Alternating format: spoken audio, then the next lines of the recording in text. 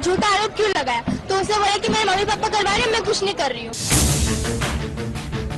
शिवा ने कई बड़े खुलासे किए हैं। ये नहीं है कि आपके रात आप चलते चलते 20 को टच कर रही हैं, आपके रोज अरेस्ट होते फिरेंगे। मेरे पास कोई सीढ़ी नहीं है। बापूजी कभी किसी लड़की से एकांत में मिलते नहीं हैं। नाश हो ऐसे लोगों का। आपने किसी मौलवी पर, क्रिश्चियन पादरी पर आरोप लगाते हुए देखा है? लॉ ऐसा बन गया, तुम भी चक्कर में आ सकते हो कभी ना कभी, ये बता रहा हूँ मैं आपको।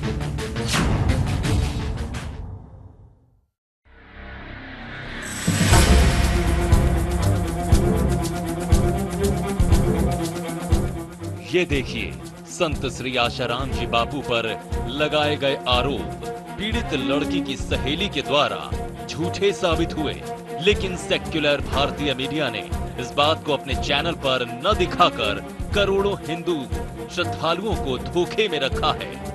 इस वीडियो में कई न्यूज चैनल इस लड़की का इंटरव्यू ले रहे हैं, लेकिन P7 न्यूज के अलावा किसी ने इसे नहीं दिखाया। मैंने उससे फोन ला के पूछा कि आप इसे बापूजी के ऊपर झूठा आरोप क्यों लगाया? झूठा आरोप क्यों लगाया? तो उसने बोला कि मेरे मम्मी पापा करवा रहे हैं, मैं कुछ नहीं कर रही हूँ। उसने ये बोला। बापूजी के ऊपर सारे आरोप झूठे लगे। वहीं से पढ़ी है, वहीं से पढ़ के नीचे क्या बोला? क्या बोला उसने? हाँ हुई थी। उसने क्या कहा आपसे फोन पे बात? उसने बोला कि मैंने कुछ नहीं करवाया, मेरे मम्मी पापा ने सब कुछ करवाया। पूछा नहीं कि किस टाइप का प्रेशर उनकी माता पे क्रिएट किया? मैं उसे फोन काट के फोन उठा ही नहीं रही थी पहली बात तो। मतलब लड़की जवाब देने में असक्षम। हाँ, वो जवाब फोन ही नहीं उठाई। हाँ। आप कह रहे थे आपका ये वो लड़की की सहेली है और इस लड़की की सहेली ने मीडिया के सामने आके ये बातें बताई है कि उसकी सहेली से बात हुई, उसी सहेली से जिसने आसाराम बापू पे ये आरोप लगाया है कि उसके साथ उन्होंने शारीरिक शोषण किया।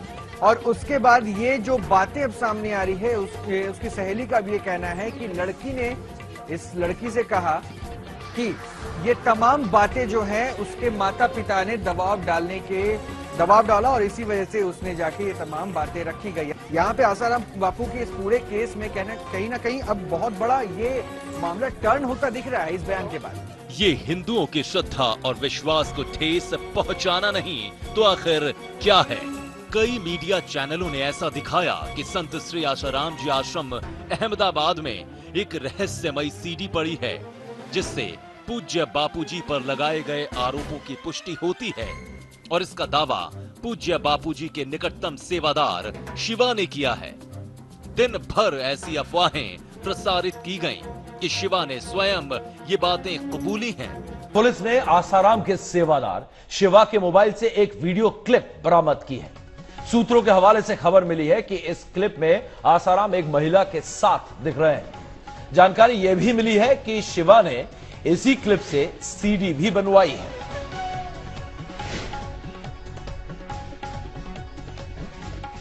इस सीडी की जांच के लिए पुलिस की खास टीम भी इनके आश्रम में पहुंची थी और लगातार।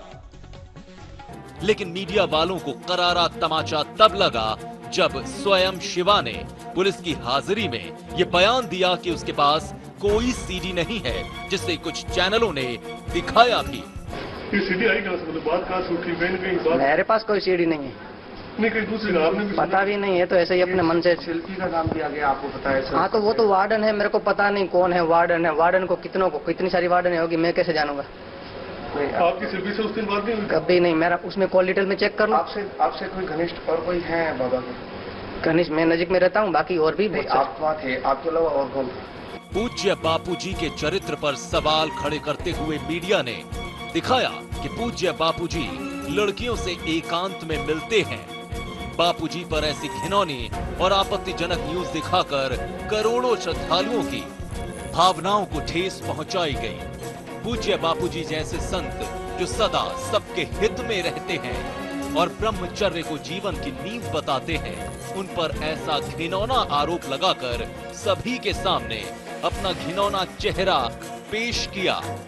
लेकिन शिवा ने ही पुलिस के सामने ये बयान दिया कि पूज्य बापूजी किसी लड़की से एकांत में नहीं मिलते।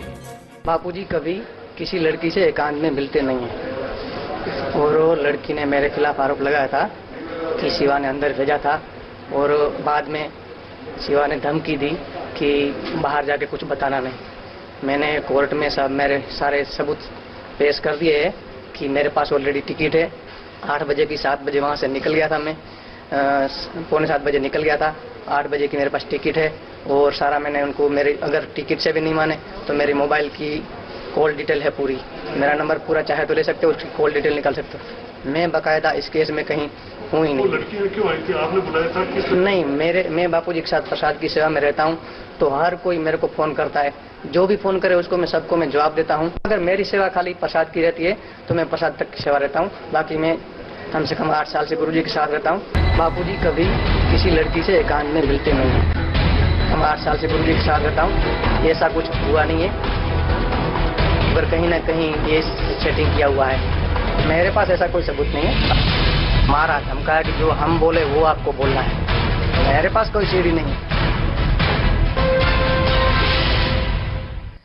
तो जिस सेवादार शिवा के नाम पर कहीं ना कहीं पुलिस ढेरों दावे कर रही थी, तमाम तरह की जोधपुर पुलिस इशारे कर रही थी, इन्वेस्टिगेशन की बातें कह रही थी, वो शिवा जब मीडिया के सामने आया, क्या कुछ उसने कहा। बापूजी कभी किसी लड़की से एकांत में मिलते नहीं हैं और वो लड़की ने मेरे खिलाफ आरोप लगाया था कि शिवा ने अंदर भेजा था और बाद में शिवा ने धमकी दी कि बाहर जाके कुछ बताना नहीं। मैंने कोर्ट में सब मेरे सारे सबूत पेश कर दिए है कि मेरे पास ऑलरेडी टिकट है। 8 बजे की 7 बजे वहाँ से निकल गया था मैं, 6:45 बजे निकल गया था। 8 बजे की मेरे पास टिकट है और सारा मैंने उनको मेरे अगर टिकट से भी नहीं माने तो मेरी मोबाइल की कॉल डिटेल है पूरी, मेरा नंबर पूरा चाहे तो ले सकते हो, उसकी कॉल डिटेल निकाल सकते हो। मैं बाकायदा इस केस में कहीं हूँ ही नहीं। बाकी मैं कम से कम 8 साल से गुरुजी के साथ रहता हूँ, ऐसा कुछ हुआ नहीं है। और बाकी उसके बाद में भी मैंने सुना कि उसको ये हादसा हुआ, उसके बाद अगर कोई लड़की रहती तो ये वहाँ रुकती नहीं, एक कदम भी पैर चप्पल भी नहीं पहनती और तुरंत भाग जाती, माँ के पास रोती, बाप के पास रोती। लेकिन रात को रुकी, फार्म हाउस के मालिक के लड़के के साथ खेली, खेलने के बाद उनके बच्चों को 200 रुपया भी दिया। फिर फार्म हाउस का मालिक छोड़ने जा रहा है 9-10 बजे तक, तभी कुछ नहीं बोल रही। जो सच है वो हम इसलिए सामने ला रहे हैं क्योंकि जोधपुर पुलिस दावे कुछ और कर रही थी और दावों के पीछे की सच्चाई कुछ और निकल रही है, हम वो सच सामने ला रहे थे। बापूजी कभी किसी लड़की से एकांत में मिलते नहीं हैं। हम 8 साल से गुरुजी के साथ रहता हूँ, ऐसा कुछ हुआ नहीं है, पर कहीं ना कहीं ये सेटिंग किया हुआ है। मेरे पास ऐसा कोई सबूत नहीं है। मारा धमकाया कि जो हम बोले वो आपको बोलना है, मेरे पास कोई सीढ़ी नहीं है। मेरे पास ऐसा कोई सबूत नहीं है। बाकी मेरे को जो बताना था, हालांकि मेरे से जबरदस्ती बहुत की जा रही थी कि मेरे पुलिस ने क्या जबरदस्ती किया? जबरदस्ती तो मेरी टूटी की शिखा पूरी खींच उखाड़ दी थी, फिर काफी मारा धमकाया कि जो हम बोले वो आपको बोलना है, जैसा हम बोले वो बोलना है। और कोई मेरे पास वो पेपर भी लाए कि फलानी सीढ़ी है मेरे पास है, ऐसा करके सिग्नेचर करो बड़े बड़े अधिकारी। बात तो कहीं सीढ़ी की हुई है ना? नहीं, मेरे को सिग्नेचर कर रहे हैं, बोल रहे कि तू आप मेरे को सिग्नेचर करके दो कि मेरे को। मैं बोला ऐसे ही जबरदस्ती में कोई भी साइन कराने के लिए तैयार हो रहे। हाँ, ये सीढ़ी आई कहाँ से? मतलब बात कहाँ से उठी? कहीं बात? मेरे पास कोई सीढ़ी नहीं है। नहीं, कहीं दूसरी जगह आपने भी पता भी नहीं है, तो ऐसे ही अपने मन से। शिल्पी का नाम दिया गया, आपको पता है? हाँ, तो वो तो वार्डन है, मेरे को पता नहीं कौन है वार्डन है। वार्डन को कितनी सारी वार्डन होगी, मैं कैसे जानूंगा? तो ये बात है ना, लड़की आई तो है ना वहाँ पे, आप ये तो मानते हैं? हाँ, मानता हूँ, क्या हुआ? और बाबा से मिली है? बाबा से मिली, सत्संग में जनरल तौर से सबसे मिलते हैं, बाबा जी भी मिलते हैं। आने के तुरंत अच्छा लड़की को कुछ होता तो ये नहीं बोलती कि मेरे को कुटिया के अंदर जाना, कुटिया के दर्शन कराओ। बापूजी फिर जा घूमने गए तो बापूजी बोले कि जिसको परिक्रमा करनी हो वो जाए। जोधपुर पुलिस ने तमाम तरह के दावे किए, ढेरों बातें सच सामने लाने की, लेकिन अब उनका खुद का सूत्र हमारे साथ आता है। T7 के कैमरे पर वो जो सच्चाई बयां करता है, अब सवाल लाजमी है उठना कि आखिर इसके पीछे मकसद क्या, मंशा क्या। डीसीपी लांबा ने भी प्रेस कॉन्फ्रेंस कराकर ये साफ किया कि ये सारी बातें आधारहीन हैं। मीडिया बिना किसी तथ्य के ये साबित करने में लगा है कि कानून सबके लिए एक समान होता है। पुलिस के पास में कोई सीढ़ी नाम की कोई चीज नहीं है, ना कोई ऐसी बातचीत सामने। हाँ, बिल्कुल ये आधारहीन तथ्य है। ये तब सिद्ध हुआ जब कानून के सेवक के मनन ने पूज्य बापूजी पर लगाए गए आरोपों का खंडन किया। स्टोरी जो आप अंदर आज मैंने डॉक्यूमेंट्री एविडेंस दिखाई है, जो चीजें आज डिस्प्ले करी हैं, कम से कम एटलीस्ट आप लोगों तक पूरी तरह अब पहुंचाने में FIR स्टैंड नहीं करती आपके हिसाब से? आपने देख ली, आपने पढ़ के मैंने सुना दी है आपको। 376 रेप केस नहीं बनता है, रेप केस के कोई चार्जेस नहीं है, और उस पे आउटरेस्ट मोडेस्टी के कोई चार्जेस नहीं है। अटेम्प्ट वाली बात है, उस पे अगर अटेम्प्ट है तो बेलेबल ऑफेंस बनता है, फिर उनको अरेस्ट किस बात के लिए किया है? बदलाव आया है और टच करना भी कानून, आप कानून को पढ़ लो पहले। टच का मतलब ये नहीं है कि आप किसी रात आप चलते चलते 20 को टच कर रही हैं, आपका रोज अरेस्ट होते फिरेंगे। ये नहीं है कानून। कानून ने बहुत चीजें दे रखी हैं। आप ऐसा ना समझो कि कानून बनाने वाले उस समय का सारी चीजों को देखा नहीं है। उसी कानून को पढ़कर अदालत के आगे मैंने सिर झुकाकर ये निवेदन किया है कि केस नहीं बनता है। बाकी अब सारा कोर्ट पर है। कल को प्रोसिक्यूशन अब इस पे बहस सुबह 11 बजे करेगा, फिर मैं उसका जवाब दूंगा। आज के लिए इतना काफी है। मेडिकल के कुछ सर्टिफिकेट राम मनोहर लोहिया हॉस्पिटल के पेश किए? No no no no no no. अब बंद करो, बस छोड़ दो। अच्छा, थैंक यू। इन्फॉर्मेशन रिपोर्ट अब आप सारी बहस में से यहीं कराओगे, यहीं अदालत खोली है। अच्छा, आपने बहस करने के भी कोई आर्गुमेंट दिए? अब आपको ऑफ द रिकॉर्ड बताऊंगा जो भी मैंने कल आर्गुमेंट्स करनी है, चूंकि जो आर्गुमेंट्स लॉयर को करनी होती पहले कोर्ट में करता, बाद में आपके पास आएंगे। आप कल भी बहस जारी रखेंगे? आप कह रहे हैं अटेम्प्ट, क्या बाबा ने अटेम्प्ट किया? ये पास में थोड़ी ये क्रॉस एग्जामिनेशन कर रहे हो मेरा? मत करो ऐसी बातें। सुनो, लॉ ऐसा बन गया, तुम भी चक्कर में आ सकते हो कभी ना कभी। ये बता रहा हूँ मैं आपको, मत चक्कर में करो ऐसे क्रॉस एग्जामिनेशन। मैं एंकर्स को भी कह रहा हूँ, चूंकि लॉ को समाज के मुताबिक बनना चाहिए, समाज के लिए कानून होता है, इसलिए जो भी चीजें होंगी आप देखेंगे, कोर्ट में मैं कहूंगा। और इसीलिए आपको मैं देख रहा था, बाहर खड़े थे, बार बार मैं कह रहा था कि मीडिया खड़ा है, ये इन तक भी मैं पहुंचा रहा हूं। आपने मेरी आर्गुमेंट्स। मनन साहब, तो क्या आपको लगता है कि दरअसल पुलिस किसी प्रेशर में या पब्लिक प्रेशर में या ओपिनियन प्रेशर में काम कर रही है? क्या आपको ऐसा लगता है, या आपको लगता है कि दरअसल पुलिस का काम करने का तरीका ही ये है, तो इसमें कुछ नया नहीं है? अब जिस तरह से शिवा की हालत जी, उसकी चुटिया, एक पंडित ब्राह्मण आदमी की चुटिया, बाल पकड़कर, चुटिया से पकड़कर वो बाल उखाड़ लेने, और उससे चला नहीं जा रहा था, जो उसको 3rd डिग्री टॉर्चर किया हुआ शिवा को। अब मैं आपको साफ तौर पे बताना चाहूंगा कि शिवा, बाकी केस में कुछ नहीं है। Investigating agency totally miserably, I can say, failed to connect this Bapu Asaram with the case. लेकिन अब उसको वायदा माफ गवाह बनाने के लिए टॉर्चर किया जा रहा है, उसके धमकी दी जा रही है, हम तेरे को ये कर देंगे, वो कर देंगे, और प्रलोभन भी दिया जा रहा है, इससे छूट जाएगा, तेरी फैमिली ये होगी, वो होगी। मेरा मानना ये है कि फेयर इन्वेस्टिगेशन अगर हो तो बापू आसाराम जी पर तो प्रेमा फसाई केस नहीं। मनन साहब, नाबालिग बच्ची के पिता का भी है, उसका कहना है कि उसे भी इस तरह के तमाम तरह के प्रेशर्स दिए जा रहे हैं, और आसाराम जी के तमाम समर्थक ऐसी ही चीजें उनके साथ कर रहे हैं। हमने तो कोर्ट को दिखाया है, वो तो एक एलिगेशन लगा रहे हैं। हम कह रहे हैं उन एलिगेशंस का, अगर माता पिता उनके एलिगेशन लगा रहे हैं, उसकी इंडिपेंडेंट इंक्वायरी करवा लो, और लॉ में प्रावधान है उसके लिए। प्रावधान जब हैं उसका यूज करें। जरा हमें यह समझाइए कि तमाम ऐसे लोग हैं जो अब आसाराम जी के खिलाफ अपनी बातों को कहते दिखाई दे रहे हैं, अदालत के सामने हो सकता है कि उनकी गवाही भी पेश की जाए, आपके लिए केस कितना मुश्किल हो जाता है उसके बाद? दोस्त, मैं सिर्फ अपने आप से पूछना चाह रहा हूं, मैं आपसे क्वेश्चन नहीं कर रहा हूं। ये कहां सो रहे थे आज तक लोग? क्यों नहीं बयान दिया? क्यों नहीं पुलिस को पहले रिपोर्टें लिखाई हैं? ये अब कहां के धर्मपुत्र युधिष्ठिर पैदा हो गए रातों रात? एक। नंबर 2 जी, अब मैं आपसे एक सवाल और पूछना चाहूंगा, मैं आपसे पूछूंगा जी। चंद्रा स्वामी का केस याद है सबको? बिल्कुल बिल्कुल। लखूभाई पाठक केस में 9 महीने जेल में जी, बरी हुए, सेंट किट्स बरी हुए, बाकी 9 केसों में फेरा में बरी हुए। एक बार भी क्लिप दिखाई आज तक आप लोगों ने उसकी? उस समय उसको नंगा करके रख दिया तमाम दुनिया के आगे। आज एक केस में भी, और मैं ही लॉयर हूं उसमें, अब बताइए 9 महीने उसकी जिंदगी के कोई वापस दे सकता है आज? और सुप्रीम कोर्ट में बेल हुई थी जाकर, जब सुप्रीम कोर्ट ने ये टिप्पणी करी थी कि ऐसे केसों में तो मजिस्ट्रेट को बेल दे देनी चाहिए थी। जी, और वो एंटीसिपेटरी पर थे पहले। तो मेरा मानना यह है कि कानून की प्रक्रिया जब शुरू हो गई है, आपके माध्यम से मैं बाकी चैनल को भी कल भी कहा है कि बैलेंस स्टोरीज, अपनी स्टोरी मैं कहूंगा कि मीडिया में सारे चैनल एक जैसे नहीं है, कुछ चैनल्स का व्यापार हो गया है। और वीएचपी नेता अशोक सिंघल ने संत आसाराम जी बापू का समर्थन किया है और कहा कि संत समाज को बदनाम किया जा रहा है।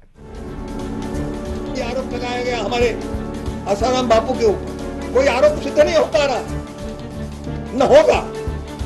पूरे देश के भीतर इस प्रकार का वातावरण बनाया जा रहा है, ये सब आरोप हमारे संतों के बारे में लगाए जा रहे हैं।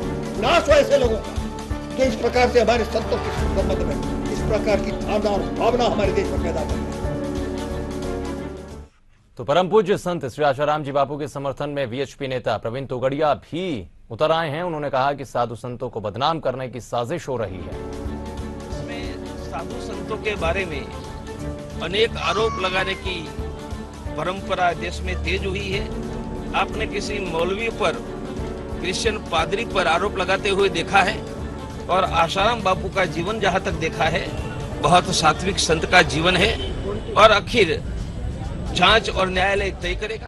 झूठा आरोप क्यों लगाया? तो उसे बोला कि मेरे मम्मी पापा करवा रहे हैं, मैं कुछ नहीं कर रही हूँ। शिवा ने कई बड़े खुलासे किए हैं। ये नहीं है कि आपके रात आप चलते चलते 20 को टच कर रही हैं, आपके रोज अरेस्ट होते फिरेंगे। मेरे पास कोई सीढ़ी नहीं है। बापूजी कभी किसी लड़की से एकांत में मिलते नहीं है। नाश हो ऐसे लोगों का। आपने किसी मौलवी पर, क्रिश्चियन पादरी पर आरोप लगाते हुए देखा है। लॉ ऐसा बन गया, तुम भी चक्कर में आ सकते हो कभी ना कभी, ये बता रहा हूँ मैं आपको।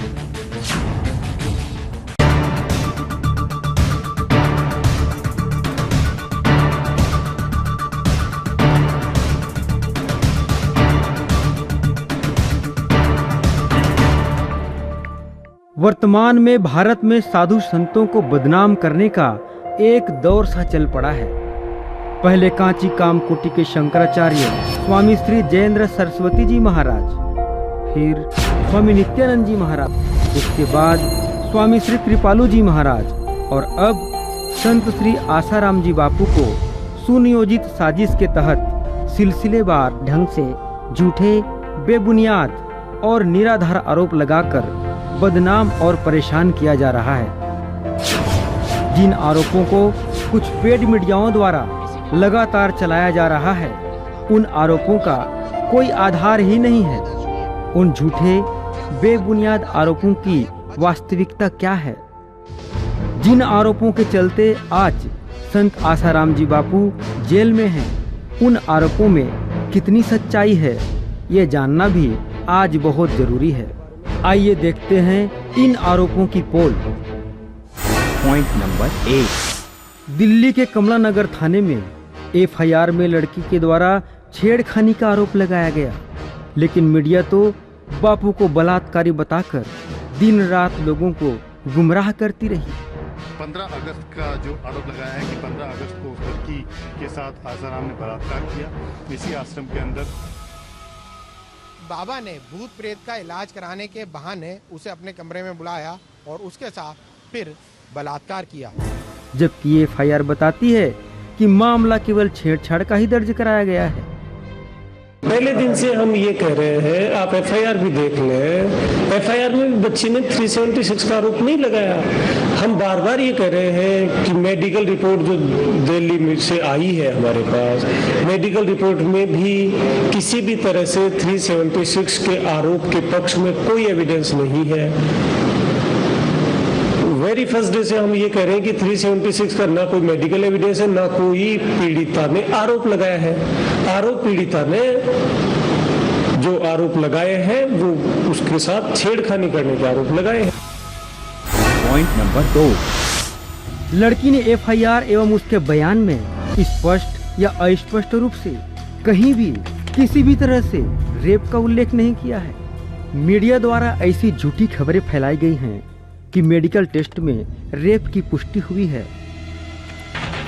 मेडिकल जांच में लड़की से रेप की पुष्टि। दिल्ली के कमला नगर थाने में दर्ज यौन शोषण, छेड़छाड़ और धमकी का केस। मेडिकल में यौन शोषण की बात सही पाई गई, जबकि वास्तव में मेडिकल टेस्ट में रेप की पुष्टि नहीं हुई है। हम बार बार ये कह रहे हैं कि मेडिकल रिपोर्ट जो दिल्ली में से आई है हमारे पास, मेडिकल रिपोर्ट में भी किसी भी तरह से 376 के आरोप के पक्ष में कोई एविडेंस नहीं है। पॉइंट नंबर 3, मीडिया चिल्लाती रही कि छिंदवाड़ा गुरुकुल की वार्डन शिल्पी फरार है। पुलिस आसाराम की इस राजदार की तलाश में जुटी हुई है। पिछले 6 दिनों से उसे देश भर में तलाशा जा रहा है, लेकिन शिल्पी इतनी शातिर है कि पुलिस के हाथ नहीं लग रही है। लेकिन देखिए जोधपुर के डीसीपी अजय पाल लांबा का बयान, जो मीडिया के गलत व तथ्यहीन खबरों का पोल खोल रहे हैं। आज भी यही कह रहे हैं कि शिल्पी से शीघ्र जोधपुर पुलिस इन्वेस्टिगेट करेगी। सर, क्या वहां तक पहुंच चुके शिल्पी से जब भी पुलिस को अनुसंधान करना होगा उसी समय शिल्पी से अनुसंधान किया जाए। हमारी जानकारी में सारे तथ्य हैं कि कौन कहां हो सकता है, और जब भी जरूरत होगी वहां उनसे अनुसंधान। पॉइंट नंबर 4, मीडिया पूरे देश को गुमराह करती रही कि बापूजी की अश्लील वीडियो सीडी और मोबाइल क्लिप मिली है। अश्लील वीडियो सीडी और मोबाइल क्लिप के नाम पर गुमराह करती रही मीडिया, जबकि अहमदाबाद से कोई सीडी बरामद नहीं हुई है। विशेष बात यह है कि शिवा ने माना है कि उसके पास आसाराम की कई सारी इस तरह की वीडियो क्लिप्स हैं और उन वीडियो क्लिप्स की उसने कई सारी सीडीज भी तैयार की हैं। आसाराम के खास सेवादार शिवा के इस खुलासे के बाद पुलिस उसे लेकर अहमदाबाद गई। शिवा के अनुसार उसने आसाराम की बनाई वीडियो क्लिप्स और सीडी अहमदाबाद में ही छिपा कर रखी हैं। जोधपुर के डीसीपी अजय पाल लांबा ने मीडिया की इस करतूत को गलत और तथ्यहीन बताया। सर, अभी तक पुलिस के पास में कोई सीडी नाम की कोई चीज नहीं है, ना कोई ऐसी बातचीत सामने हुई। हाँ बिल्कुल, ये आधारहीन तथ्य है। इस तरह का कोई सीडी पुलिस के पास नहीं। लेकिन सर कोई मूवी या वीडियो क्लिप, ये तथ्यहीन बातें हैं। अहमदाबाद से आपने सीडी बरामद की है, ये गलत बात है। ये गलत बात है कि अहमदाबाद से कोई सीडी बरामद हुई हो, ये तथ्यहीन बात। पॉइंट नंबर 5, शिवा के मोबाइल को फोरेंसिक जांच के लिए भेजे जाने की झूठी बात मीडिया द्वारा प्रचारित की गई। आसाराम की सेवादार शिवा के मोबाइल फोन को फोरेंसिक जांच के लिए भेजा गया। इसकी भी पोल जोधपुर के डीसीपी अजय पाल लांबा की जुबानी सुनिए। सर, क्या जो फोन जो कहा जा रहा शिवा के पास में था, शिवा का मोबाइल आपने लिया है, उसको जांच के लिए भेजा है? हम सक्षम है उस जांच को करने के लिए। हमने कहीं कोई इंस्ट्रूमेंट किसी जांच के लिए बाहर नहीं भेजा। पॉइंट नंबर 6, शिवा को बापूजी का राजदार बताकर कई दिनों तक मीडिया बड़े जोर शोर से कुप्रचारित करती रही, ब्रेकिंग न्यूज बनाती रही, और आखिर में क्या मिला? खोदा पहाड़, मिली चूहिया। अरे चूहिया भी नहीं मिली। सुनिए शिवा की जुबानी।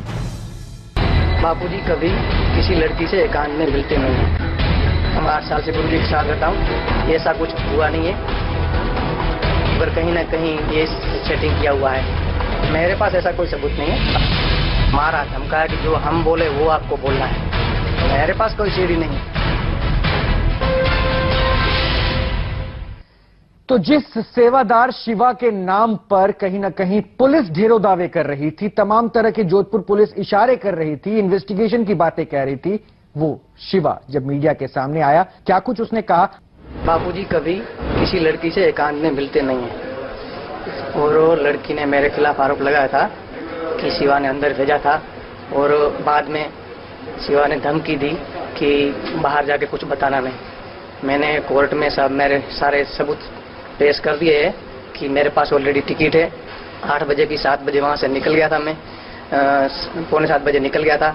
8 बजे की मेरे पास टिकट है, और सारा मैंने उनको, मेरे अगर टिकट से भी नहीं माने तो मेरे मोबाइल की कॉल डिटेल है पूरी, मेरा नंबर पूरा चाहे तो ले सकते हो, उसकी कॉल डिटेल निकाल सकते हो। मैं बाकायदा इस केस में कहीं हूँ ही नहीं। बाकी मैं कम से कम 8 साल से गुरुजी के साथ रहता हूँ, ऐसा कुछ हुआ नहीं है। और बाकी उसके बाद में भी मैंने सुना कि उसको ये हादसा हुआ, उसके बाद अगर कोई लड़की रहती तो ये वहाँ रुकती नहीं, एक कदम भी पैर चप्पल भी नहीं पहनती और तुरंत भाग जाती, माँ के पास रोती, बाप के पास रोती। लेकिन रात को रुकी, फार्म हाउस के मालिक के लड़के के साथ खेलने के बाद उनके बच्चों को 200 रुपया भी दिया। फिर फार्म हाउस का मालिक छोड़ने जा रहा है 9-10 बजे तक, तभी कुछ नहीं बोल रही। जो सच है वो हम इसलिए सामने ला रहे हैं क्योंकि जोधपुर पुलिस दावे कुछ और कर रही थी और दावों के पीछे की सच्चाई कुछ और निकल रही है। हम वो सच सामने ला रहे थे। बापूजी कभी किसी लड़की से एकांत में मिलते नहीं हैं। हम 8 साल से गुरुजी के साथ रहता हूँ, ऐसा कुछ हुआ नहीं है, पर कहीं ना कहीं ये सेटिंग किया हुआ है। मेरे पास ऐसा कोई सबूत नहीं है। मारा धमकाया कि जो हम बोले वो आपको बोलना है। मेरे पास कोई सीढ़ी नहीं है, मेरे पास ऐसा कोई सबूत नहीं है। बाकी मेरे को जो बताना था, हालांकि मेरे से जबरदस्ती बहुत की जा रही थी कि मेरे पुलिस ने क्या जबरदस्ती किया? जबरदस्ती तो मेरी चोटी की शिखा पूरी खींच उखाड़ दी थी। फिर काफी मारा धमकाया कि जो हम बोले वो आपको बोलना है, जैसा हम बोले वो बोलना है। और कोई मेरे पास वो पेपर भी लाए कि फलानी सीढ़ी है मेरे पास है, ऐसा करके सिग्नेचर करो बड़े बड़े अधिकारी। बात तो कहीं ना कहीं सीढ़ी की हुई है ना? है नहीं, मेरे को सिग्नेचर कर रहे हैं, बोल रहे कि तू आप मेरे को सिग्नेचर करके दो कि मेरे को। मैं बोला ऐसे ही जबरदस्ती में कोई भी साइन कराने के लिए तैयार हो रहे। हाँ, सीढ़ी आई कहाँ से? मतलब बात कहाँ से उठी? कहीं मेरे पास कोई सीढ़ी नहीं है। नहीं, कहीं दूसरी आपने भी पता भी नहीं है, तो ऐसे ही अपने मन से। शिल्पी का नाम दिया गया, आपको पता है? हाँ, तो वो तो वार्डन है, मेरे को पता नहीं कौन है वार्डन है। वार्डन को कितनी सारी वार्डन होगी, मैं कैसे जानूंगा? तो ये बात है ना, लड़की आई तो है ना वहाँ पे, आप ये तो मानते हैं? हाँ, मानता हूँ, क्या हुआ? और बाबा से मिली है? बाबा से मिली, सत्संग में जनरल तौर से सबसे मिलते हैं, बाबा जी भी मिलते हैं।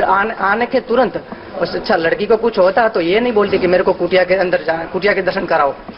बापूजी फिर जब घूमने गए तो बापूजी बोले कि जिसको परिक्रमा करनी हो वो जाए। जोधपुर पुलिस ने तमाम तरह के दावे किए, ढेरों बातें सच सामने लाने की, लेकिन अब उनका खुद का सूत्र हमारे साथ आता है। T7 के कैमरे पर वो जो सच्चाई बयां करता है, अब सवाल लाजमी है उठना कि आखिर इसके पीछे मकसद क्या, मंशा क्या।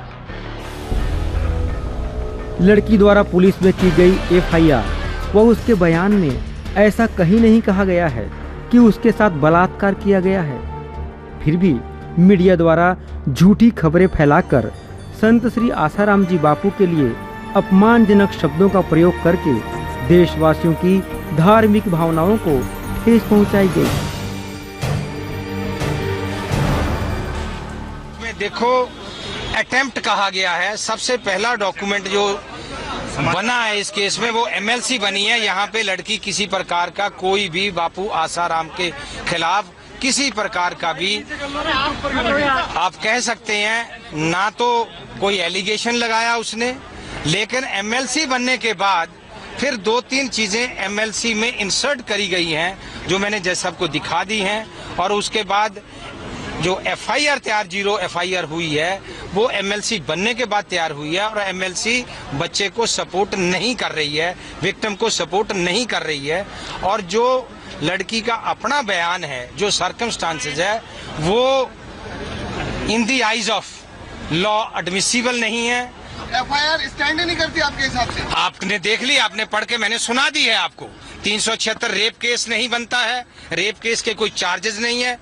और उस पे आउटरेज्ड मोडेस्टी के कोई चार्जेस नहीं है। अटेम्प्ट वाली बात है, उस पे अगर अटेम्प्ट है तो बेलेबल ऑफेंस बनता है, फिर उनको अरेस्ट किस बात के लिए किया? सभी देशवासियों को सजाग रहना चाहिए और जप करना चाहिए। श्वास लेकर गहरा ओमकार का जप करें। आखिरी में मां को घंटनाद की नाई गूंजने दे।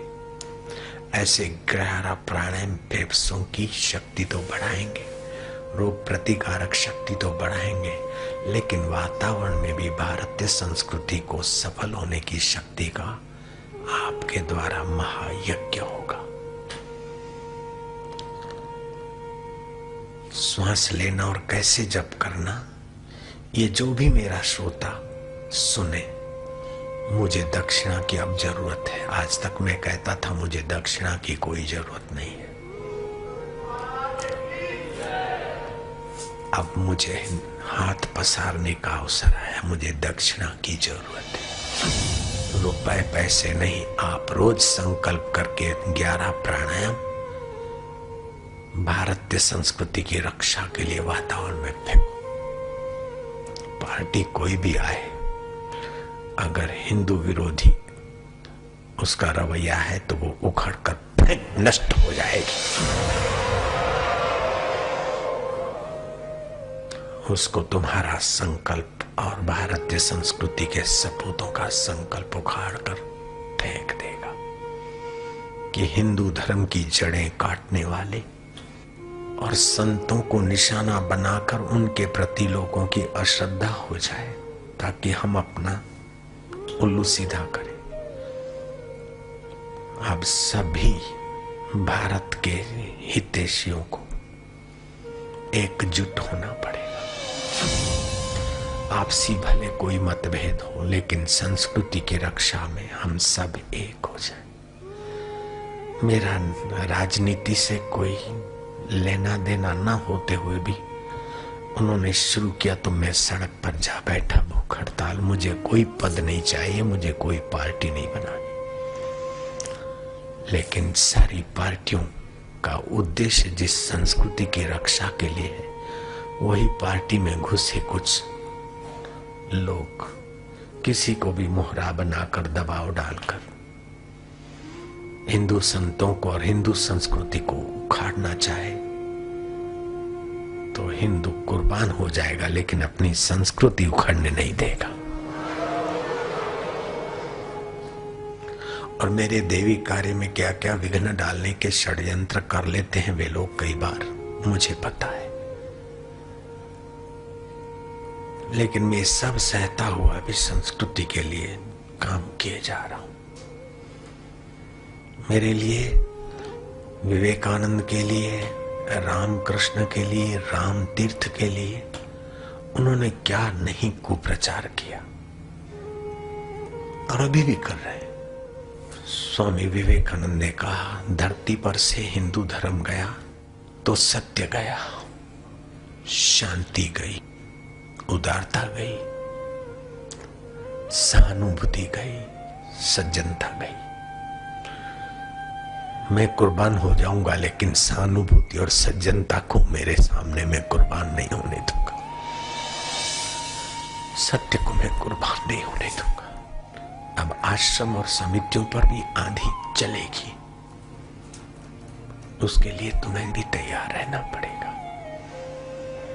कुप्रचार होंगे, कुछ का कुछ करेंगे करने वाले लोग, हमारे भोले भाले लोगों को गुमराह करके हमारे विरुद्ध खड़ा किए जा रहे हैं। ये सुनियोजित षड्यंत्र है, हमारे देश को फिर गुलाम बनाना, अपना भोग्य बनाना। मेरा किसी व्यक्ति से, किसी संप्रदाय, धर्म, पंथ से विरोध नहीं, फिर भी मुझे एक कहना पड़ता है कि जो हमारी संस्कृति पर सीधे अनसीधे आघात करते हैं, उनको चेताने का काम तो मुझे और मेरे सभी साधकों को करना ही होगा। कि हमको अब ऊपर से आदेश है, जो जो प्रसिद्ध संत हैं, बड़े बड़े संत हैं, उनको उतार देना, उनकी कीर्ति डैमेज करना, ताकि जरा फिर चाहे बम्बई वाले आठवलेकर हैं, चाहे मुरारी बापू हैं, चाहे और कोई बापू हैं, चाहे हम, ऐसा कुछ प्लान चल रहा है कि बड़े बड़े प्रसिद्ध संतों को हम डैमेज करेंगे। लेकिन वे लोग याद रखें, बड़े संतों को डैमेज करेंगे तो डैमेज करने का प्लान ही डैमेज हो जाएगा। ये भी भारत संस्कृति है। उन विचारों को पता नहीं है कि 700 वर्ष तक जुल्म करके भारतीय संस्कृति को उखाड़ फेंकने का जिन्होंने प्रयत्न किया वो उखड़ के नष्ट हो गए। भारतीय संस्कृति अभी भी ज्वलंत है। 200 वर्ष अंग्रेजों ने ईसाईयत का अंधाधुंधी प्रचार करके भारतीय संस्कृति को छिन्न भिन्न करना चाहा, फिर भी भारतीय संस्कृति चमक रही है। तो तुम डैमेज क्या कर सकोगे, तुम्हारा बाप क्या कर सकता है।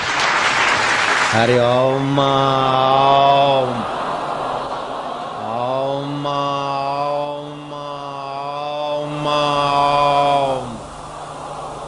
हरि ओम ओम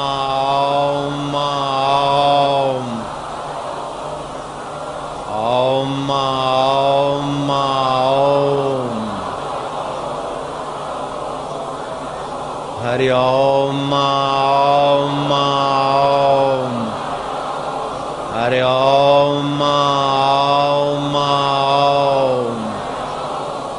जुल्म हुए, लेकिन सज्जन जप का, ध्यान का, ईश्वर का सहारा लेकर इन जुल्मियों को से किनारे हो गए, अथवा जुल्मियों को कोनी मार के आसमान के तारे दिखा दिए और सज्जन तो मुक्ति पद पे चल रहे हैं और चलते रहेंगे। उनको मिटा सके ये दुर्जनों में दम नहीं। और सच्चे संतों के हृदय में तो सांप के लिए भी प्रेम होता है। सच्चे संतों के और संतों के साधकों के हृदय में तो सबकी भलाई होती है, लेकिन कोई साधकों को गुमराह करे अथवा संतों को कोई कुप्रचार का शिकार बनाकर संतों को परेशान करे तो संत भीतर से तो परेशान नहीं होते, बाहर से जीसस को भले डैमेज करके क्रॉस पे चढ़ा दिया, लेकिन जीसस को भी करोड़ों लोग जानते। सुकरात पर इल्जाम लगाकर उसको जहर दे दिया, फिर भी सुकरात को मिटा नहीं सके। मंसूर को बेचारे को फांसूली चढ़ा दिया, फिर भी मंसूर को मिटा नहीं सके। इन ब्रह्मवेताओं को मिटा सके ये जमाने में दम नहीं, उनसे जमाना है, जमाने से वो नहीं। ये तो महापुरुषों से और महापुरुषों के प्यारों से अत्याचार और अन्याय होता चला आया है, लेकिन वो महापुरुष और महापुरुषों के प्यारे भीतर से बड़े मजबूत होते हैं। उनको हिला दे और उनकी श्रद्धा तोड़ के उनको नास्तिक बना दे, ऐसा प्लानिंग करने वाले सोच रहे हैं, लेकिन संभव नहीं है। जयराम जी की न जाने क्या क्या। भगवान बुद्ध के लिए दो राज्य लगे थे कि बुद्ध की कीर्ति नष्ट कर देंगे, बुद्ध को हम उखाड़ के फेंक देंगे। वो उखड़ के न जाने कौन से नरक में जलते होंगे। बुद्ध तो अभी भी पूजे जाते हैं और आदर से माने जाते हैं। सावश्री नगरी में वैश्या को हायर कर लिया, बाय कर लिया, और उसकी सहेलियां, वैश्या और वैश्या की सहेलियां चली जाती थी जेतवन में। पास में जैसे ये अहमदाबाद और रामनगर, ऐसे जेतवन में बुद्ध रहते थे। सुबह को वैश्या और उसकी सहेलियां आती, सावश्री नगरी के प्लानिंग करने वाले जानबूझ के उन वैश्याओं से पूछते थे, क्यों, क्या बात है, आजकल यहाँ सिटी में नहीं रहती हो, सावश्री नगरी में? बोले हम तो जेतवन में जाती हैं, रात भर बुद्ध को रति सुख कराती हैं, बुद्ध के पलंग पर रहती हैं, बुद्ध के बिस्तर पर रहती हैं, और फिर बुद्ध जैसा बड़ा ग्राहक मिल गया तो छोटी फुटकर ग्राहकी कौन करेगा? है ऐसा है? बोले हाँ ऐसा है। वो ऐरे गहरे नथु खैरे तो सच मानकर बुद्ध से थोड़ा किनारा करने लगे और निंदकों की टोली बढ़ गई। आखिर अच्छे अच्छे साधक भी हिलने लगे।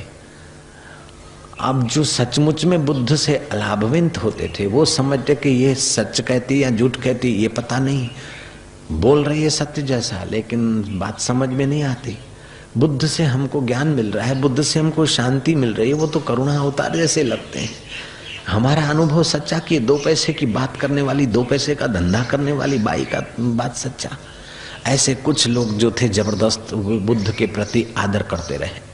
आखिर निंदकों ने प्लानिंग किया, हवा उड़ाई कि सत्तावार तपास करो, कायदेसर की जांच करवाओ। कायदेसर की जांच करवाना किसको है कि जांच करने वाले भी वो निंदकों के आदमी और जांच करवाने का आवाज उठाने वाले भी वही। किसी भी लड़की को, किसी भी माई को 50-100 रुपया दो, एफिडेविट के लिए सिग्नेचर कर देगी। एक नहीं 1000 एफिडेविट बना लो, अथवा ऐसे ही फुसला लो, क्या फर्क पड़ता है? कैसे भी आदमी के लिए कुछ भी बकना है अथवा कुछ भी अफवाह उड़ाना है तो ये आसान है, लेकिन अफवाह उड़ाने का जो पाप लगता है उसका बदला भोगना बड़ा कठिन है।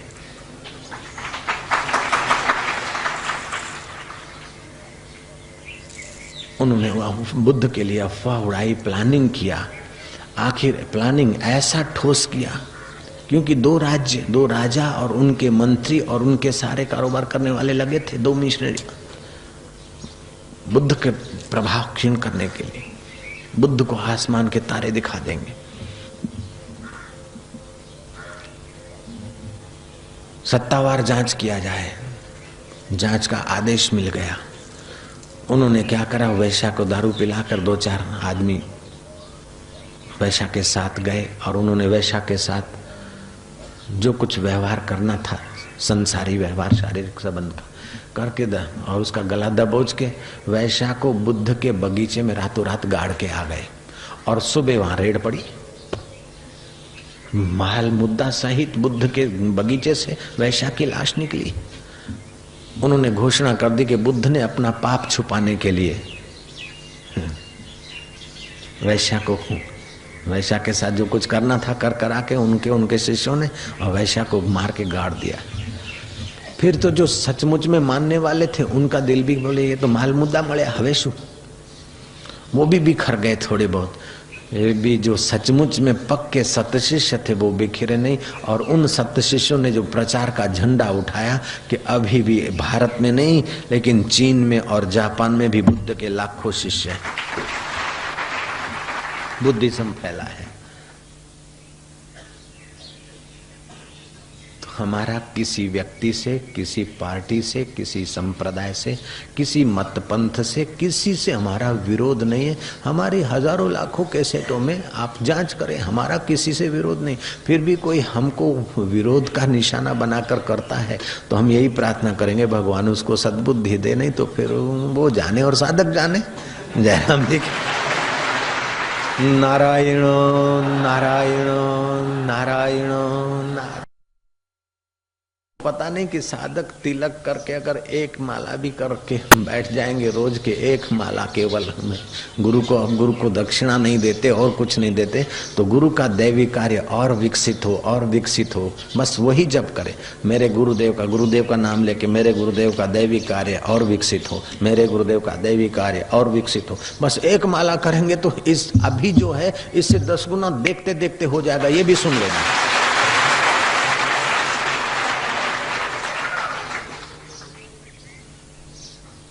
संकल्प में बड़ी शक्ति होती है और जितने साधक समर्पित होते उतना उनका संकल्प भी काम करता है। जब गुरु का संकल्प निगाह मात्र से साधकों के हृदय का कमल खिला देता है तो साधकों का संकल्प भी हजारों साधक बनाने का कमल क्यों नहीं खिला सकता है। गुरु पूनम की दक्षिणा यही है कि एक गुरु भाई कम से कम और 2 गुरु भाई बना ले तो कितने हो जाएंगे? 3 गुने हो जाएंगे। 5 बनाए तो 5 गुने हो जाएंगे, 10 बनाए तो 10 गुने हो जाएंगे। नारायण।